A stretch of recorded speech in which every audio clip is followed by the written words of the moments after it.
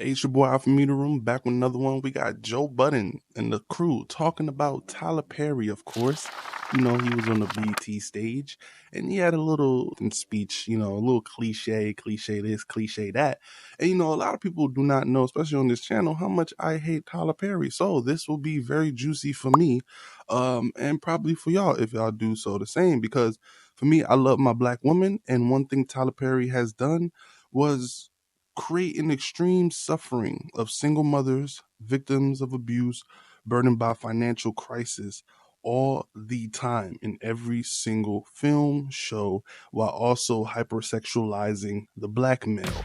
Redundant scenes or the same stuff over and over again in our faces, and then trying to tell us that this is black excellence at the same time.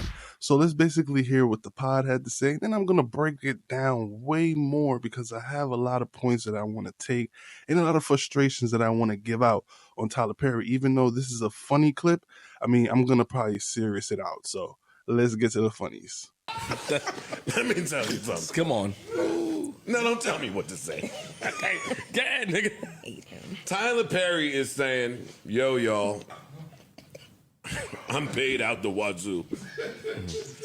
I want to thank all my supporters, the men, yada, yada, yada. But more so, the women who make all of my stuff go #1. They just did it now with my Netflix movie where I did it again to you bitches. I got over on y'all again. In the first 15 minutes, I show you this downtrodden. Downtrodden. Yes, and that. Right there, trying. So I was going to give him a pass. And I do have a review on that, but go on. Because I didn't watch it. So I watch did. it either. So I was going to give him a pass, but then he said, and y'all are going to do it again with my new film, Divorce Sisters. Listen. I did find that. Wait, no, listen to him. That's what he said. Look, And I appreciate you like you would not let believe. him cook. You keep sending everything to #1, including Straw this weekend, so thank you so much for Thank that. y'all. And And pretty soon you'll be sending Divorce Sisters to #1, so thank you for that. I really appreciate it. Nigga back there, how far is it? That's some cynical ass motherfucker. y'all gonna send Divorce Sisters to yo. All right, I'm about to start directing. We out of here. I got we out of here. I got to. I'm going to Freela, Heisen Avenue. Yo, pack Tyler Perry the fuck up, please, somebody. Please pack him up. Come on, man. He ain't did nothing wrong yet. All right, well, let's continue. He ain't did nothing wrong. All right, no, you're right, Mark. We got one. It was a cheap plug, but I could live with Yo, it. 4 corners. We gonna go to Compton, North. Hey, Mark, you know what? You're right. Let me Orangeburg. be open-minded and keep the speech Yeah, let's going. listen to it. And as we were walking up the beach, I was trying to get under the umbrella because it was hot, and he's jumping and he's falling behind me and jumping and falling. And so I'm about to scoop him up and take him to the beach, and he says to me something that shocked me. He said, "Look, Papa, I'm walking in your footsteps." All right, hit pause. No. I'm on. Let me off. It's my stop. It's my stop. Driver, it's my stop. I'm done. No, damn. You got brand new tap shoes. Damn, on. Keep what? standing Yep, by us, let me nigga. hear it. I was with him right up to that. That boy did not say that No, shit. we playing it again. We playing it again. That didn't We happen. playing it again. Yo, that nigga took that Footprints poster that be on everybody's living room, grandmother house, Right. and remixed it. How could you talk about No, that? let me play it again, please. I appreciate you like you would not believe. Oh, You shit. keep sending everything to #1, including Straw this weekend, so thank you so much for that. Thank you. And pretty soon you'll be sending Reminder. Divorce Sisters to #1, so thank you for that. Anytime, Tyler. In advance. All right, here we go. I want to tell you a really quick story. I was walking on the beach with my son. He was about 3 years old at the time. Sit down so I can tell you this real quick. And as we were walking up the beach, I was trying to get under the umbrella because it was hot, and he's jumping and he's falling behind me and jumping and falling. And so I'm about to scoop him up and take him to the beach, and he says to me something that shocked me. He said, "Look, Papa, I'm walking in your footsteps." And that's where I carried you. Tyler Perry. That's what, And it was Tyler then, Perry. and it was then that I that I carried you. carried But you. let's- It's only but one let's set stop of for a second. footprints, Papa. Tyler That's because Perry. I'm carrying you. Mr. Perry. Tyler. That nigga is making himself Jesus, Joe. Tyler Perry. Yo, my brother, if anybody out there knows Tyler Perry, tell him that all of us up here said That just didn't happen. Yo, that just did not happen. Yo. You know what Tyler Perry speeches remind me of now? It's like when Loaded Lux first did the Calico third round and it worked.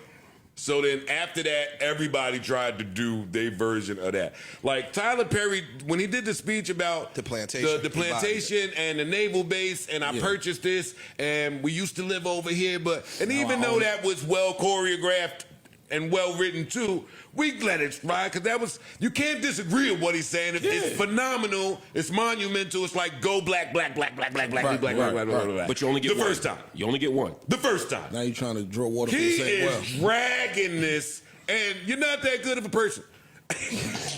You're not.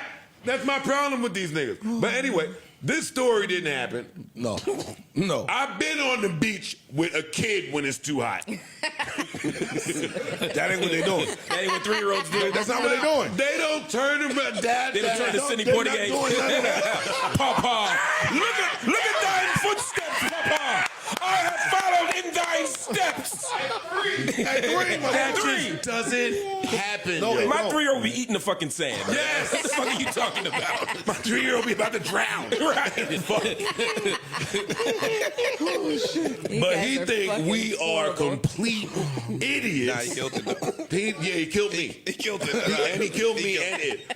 I think when it comes to Tyler Perry movies or TV shows, it's probably good the first time you watch it, maybe in 2008, 9, 10, around that time. After, 10 to 12, 13 years of just the same storylines, then it becomes not good. Why?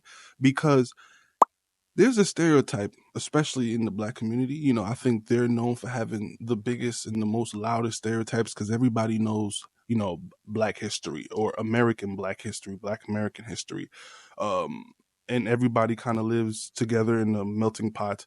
Culturalistically, we all share a lot of different cultures, right? So, but one of the main one is the black American culture, right?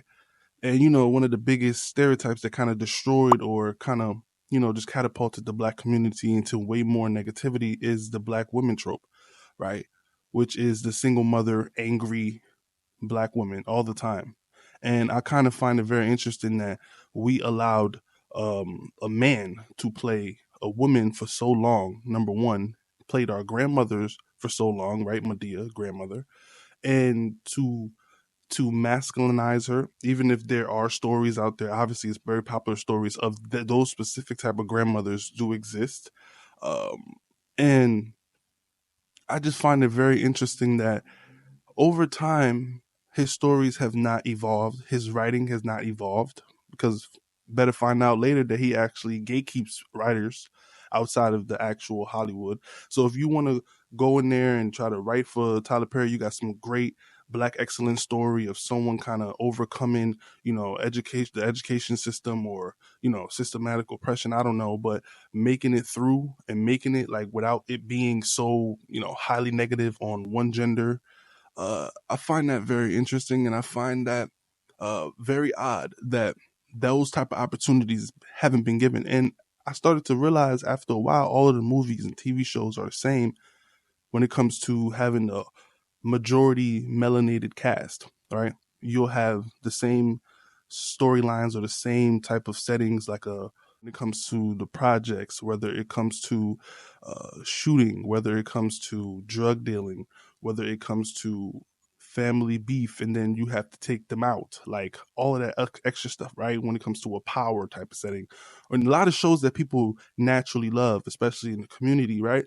The most popular shows, none of them has anything to do with the actual, life experience of a black person. It's kind of just this stereotype that almost every black person you're telling me went through the same exact storylines. No, where like black is a black race, right? And I know like people like to try to separate it from nationalities, right? And try to just separate what it actually means, right? Where racial is race. Your melanin lets you know your race. So when it comes to storylines that portray us in a way that is way more than just the negative tropes, Tyler Perry has not done that. Let me list you just some of the movies Tyler Perry has made. Diary of a Mad Black Woman. Just think of the title. The title itself is disrespectful to all black women. Mind you, that movie did very good. And that's the problem. The trauma. Because he feels it was trauma that some of y'all have heard, seen, uh, or actually been through yourselves. He plays on it and continuously to play on it and play on it, and you guys become addicted to seeing your own suffering. That is literally a slave mentality. That is literally a slave psychology that he's used. And that's why I feel like he was able to be so dominant for so long in the industry. Now people are waking up a lot more, because to me he is the main reason why the quality of our TV shows or our movies are the way that it is, in the way that Hollywood does not respect us, because we allow Tyler Perry to crown himself as the king of all of this other stuff, and he hasn't done anything to uplift us at all. He hasn't given us a movie that we came out to theaters and was like, wow, that was so, oh my God, that changed my life. I've been hearing a lot of talk about Ryan Coogler and the Sinners, right? I watched Sinners and I'm like, man, this is totally the opposite of what we're normally given, other than the fact that it is a slave type of setting, which is the other norm that we usually get. But he kind of turned it into vampires and all of this blood sucking and, you know, a lot of different energies and a lot of storylines, a lot of music history, you know, African history mixed within the music history. And that's what I love about Sinners, is that specifically. And I'll do a review on that later on, a way longer review, and actually give y'all a lot of my actual points that I feel like I've came out of that movie with. But that movie, the reason why it dominated the box office and the reason why everybody just talks about it from day to day and everybody can't, you know, stop talking about it, is the fact that it was different. It was different than what we were given over and over and over again. And even if it was probably the same settings that we've seen before, which is the slave settings, he turned it into something way different, right? And way more powerful if you understand the nuances and the messages that were in it, right? Because we already know who always wins. But at the end of the day, life still goes on. And the actual game is not finished. So there's still time on the clock. But besides that, Tyler Perry has not given us nothing remotely close to that feeling. Every time you leave a Tyler Perry show, you're either left traumatized, you're either left saddened, pain, probably feel like your life is similar and you feel like a struggle and depressed. You don't never feel uplifted, right? And I can only imagine how a black woman feels to constantly see herself depicted like this. This is like constantly seeing, if Tyler Perry was maybe a straight man, I don't know, but if he was the opposite and was just, you know, attacking black men all day, right, and hypersexualizing black women, he would probably make us always go to prison, right? And it would be that constant same setting of the grandfather is a female, I don't know, or a male, or the grandmother is a male, right? I don't know, right? So you guys understand the situation, that if you flip the story between the genders, it becomes quite obvious what's going on, right? It's just only uh, allowed to go through because he's using black women, right? And I feel like, you know, in order for us to be completely saved, we have to get that dude away from being in black woman eyes, because black woman is what sets the trend. Like, you know, we're trying to impress y'all. You know what I'm saying? Men in general is trying to impress women. So if women just start saying all that weird stuff y'all doing ain't cool and it's not fly and it's not attractive, the next thing you know, men gotta change. You know what I'm saying? Because that's all men do. That's like primal instincts. If you're just a regular schmegular, I'm not talking about all, obviously, because you can't. But if we just take little steps here and there, we can drastically change the entire landscape of our entire community. And to me, Tyler Perry is like one of the biggest issues, especially in America. One of the biggest issues. If we don't have storylines of shooting and death and kill with the black men and drugs and murder, with the black women, we have Tyler Perry always showing them broke, in pain, struggling, dealing with the same shitty man that keeps hurting them, right? You know what I'm saying? It was the last movie I watched, or the last, with Kelly Rowland. He had a man literally dripped all over paint. And I'm like, what is this? This is not a movie. This is not a storyline. What is this? It's just his weird fixation on hypersexualizing black men and showing us pain, hurt black women over. It's like he's been so traumatized that he has to show us all this and then tell us that we can overcome and we can achieve. Yet he's, like I said before, he's gatekeeping the next generation of actors, the next generation of writers who kind of feel the same sentiment that I'm feeling and kind of are in those industries and want to do that, but they can't. Because here comes like Monique. Monique exposed him, and next thing you know what happened? Everybody's talking about Monique, but nobody want to really talk about the real issue. Let's talk about Tyler Perry.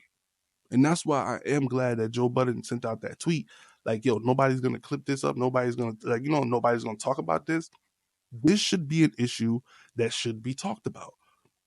And I feel like I'm one of the people that's going to hold that mantle until somebody else hold that mantle, when it comes to reacting about it, right? Like, we have to speak about this. Like, we have to get this dude out of Hollywood. Like, for real. We got to get him away from our movie screens. We need more type of like Center-esque type of storylines. You know what I'm saying? Like, give me something different. If you're going to do the same settings, give me at least a different outcome. Give me a different storyline. Like, let us come out of the movie theaters kind of feeling either more empowered, strong. You know what I'm saying? Let us not come out of the movie theaters feeling in pain. We've already felt that for about a lot of years. All right. So let me know what y'all think in the comments below. This is just kind of like my rant / like, not rant, preach moment. I just really wanted to get off my Tyler Perry. Y'all can call it hate, but I just call it truth. I mean, man, I really wholeheartedly pray that we can get rid of him and get better writers and more writers that actually care about creating more juicier, creative storylines that are involving melanated people. Like, can we get some better superheroes, you know what I'm saying, that's not surrounded by negativity as well? So let me know what y'all think in the comments below. It's being boy off Media Room. Back on another one. Peace.